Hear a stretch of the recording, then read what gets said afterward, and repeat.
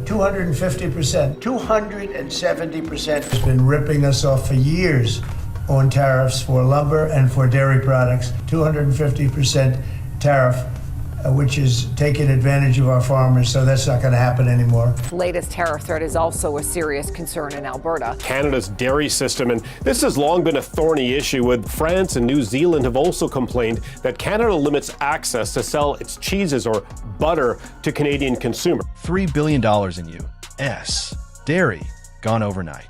In just 48 hours, hundreds of containers of American cheese, butter, and milk were stopped cold at the Canadian border and sent straight back. The official excuse? Tariffs, quotas, and trade rules. The real story? A calculated power play that blindsided Washington and sent U.S. farmers into full-blown panic. At the center of it all, Canadian Prime Minister Carney. While most Americans have never heard his name, his single move just kneecapped one of America's biggest farm exports. And it happened so fast, even Trump's closest allies didn't have time to react. For decades, U.S. dairy producers flooded Canada with product. But in 2025, Carney flipped the script, announcing tariffs as high as 300% on key U.S. dairy imports. That's not a tax. That's a kill shot. It makes selling those goods in Canada impossible.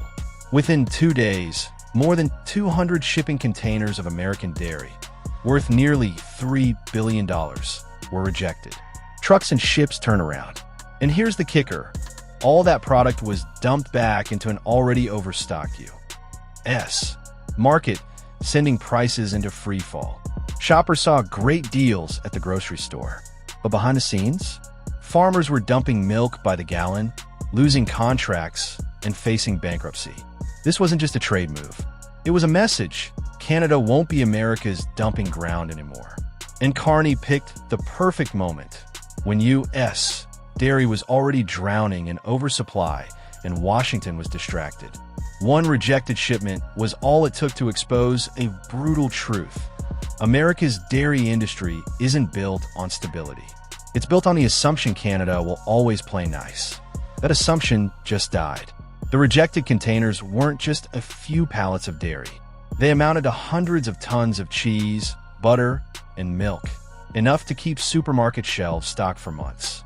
But much of it was already teetering on the edge of expiration. Some shipments had already been rejected by other overseas buyers before even reaching Canada, meaning this so-called premium inventory was already on a ticking clock.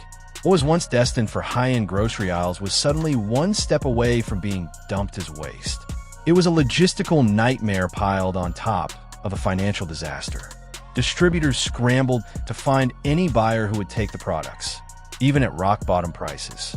Back in the U.S., retail giants like Walmart, Target, and Kroger were flooded with desperate calls from suppliers. Within hours, shock sale stickers appeared on dairy cases. Shoppers thought they'd lucked into once-in-a-lifetime bargains.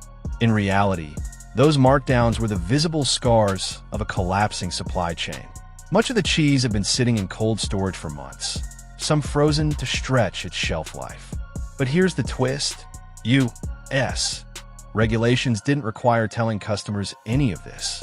People had no clue they were buying products that had already been bounced around the globe and rejected from international markets. Behind the sales, signs hid a hard truth. The dairy aisle had become the front line of an economic war. To understand Canada's extreme response, you have to rewind to the 1960s, when it created its supply management system for dairy, poultry, and eggs.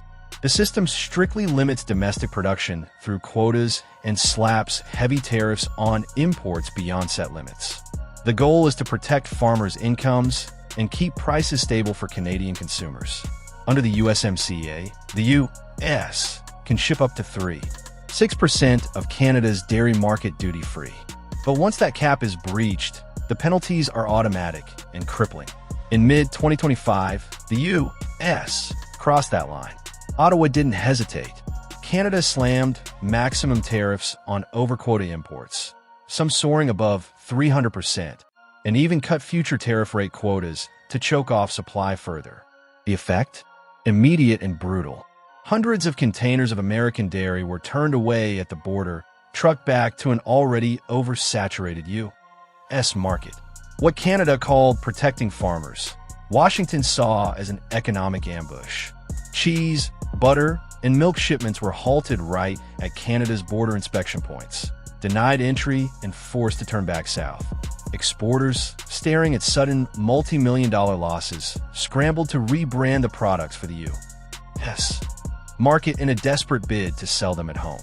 But this flood of rejected goods back into an already saturated market sent supply surging, prices tumbling, and left some retailers selling at or even below cost just to move inventory. The problem wasn't just the volume, it was the kind of products involved. Many were specialty cheeses, artisanal wheels from Wisconsin, aged cheddars from California, and even limited edition batches crafted for special promotions. These were products designed for customers who value freshness, presentation, and exclusivity. Once rejected and rerouted, their market value collapsed almost overnight. The International Dairy Foods Association estimates that in cases like these, tariffs can erase tens of millions of dollars in value per shipment when you add up production costs, storage fees, and massive markdowns. For farmers, the pain was worse. In Wisconsin and California, America's dairy powerhouses, milk began piling up with nowhere to go. Processing plants were already running at full capacity, and milk doesn't wait. With no buyers, many farmers were left with no choice but to dump thousands of gallons straight into wastewater systems. For families who had been in the dairy business for generations, watching their hard work literally go down the drain was both economically crushing and emotionally devastating. Wisconsin, which had already seen its dairy farm count drop to about 7,000 by 2020, lost hundreds more in the months following the tariff escalation. This was no longer a trade dispute. It had become a survival crisis for America's family farms. And here's the twist. One of the very first shipments Canada blocked wasn't just a bulk order of everyday dairy. It was a meticulously curated collection of premium cheeses, prepared for a high-profile retail debut in Canada. The launch had been perfectly timed for the summer tourism season, with ad campaigns already running and prime shelf space secured in major stores. But the moment the tariff wall went up, the entire rollout collapsed. A showcase meant to celebrate American dairy instead became the opening shot in an all-out trade war. This was more than a financial loss. It was a public humiliation for producers, a gut punch to brand credibility, and a brutal reminder that in the razor-thin balance of global trade, even the most carefully orchestrated plans can collapse overnight. In the days following the rejection, U.S. distributors scrambled to funnel the premium shipment into domestic retail channels. But luxury cheeses do not thrive in bargain bins.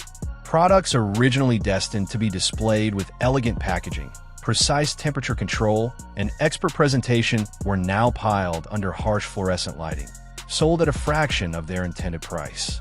Some varieties, such as delicate triple cream brie and imported-style blue cheeses, deteriorated rapidly outside their controlled environments. What had once been marketed as an indulgent culinary experience was now treated as clearance stock, stripped of both prestige and profit margin. The symbolic damage, seeing world-class products reduced to discount fodder, was almost as damaging as the financial losses themselves. Meanwhile, Canadian consumers noticed little disruption in their dairy aisles. Canada's supply management system ensures domestic demand is met almost entirely by Canadian producers operating under strict quality controls. Milk is routinely tested for antibiotic residues. Synthetic growth hormones like recombinant bovine somatotropin are banned outright. Detailed traceability protocols link every shipment back to its farm of origin. In provinces like Quebec and Ontario, these measures aren't just regulations. They're points of cultural pride, reinforcing public trust in the national food supply. This stood in stark contrast to the uncertainty surrounding the rejected U.S. products. In the United States, no comparable federal requirement exists for full traceability in dairy, and labeling laws do not require retailers to disclose whether goods were previously rejected from foreign markets. As a result, American consumers had no way of knowing their shock sale cheese might be weeks from expiration or had already been in transit for months. Retailers, however, saw an opportunity. Deep discounts lured in bargain hunters who believed they were scoring luxury items for cheap. In reality, they were unwitting participants in the fallout of a high-stakes trade clash. A reminder that in the world of global commerce, the story behind what's in your grocery cart is often far more complicated than the price tag suggests.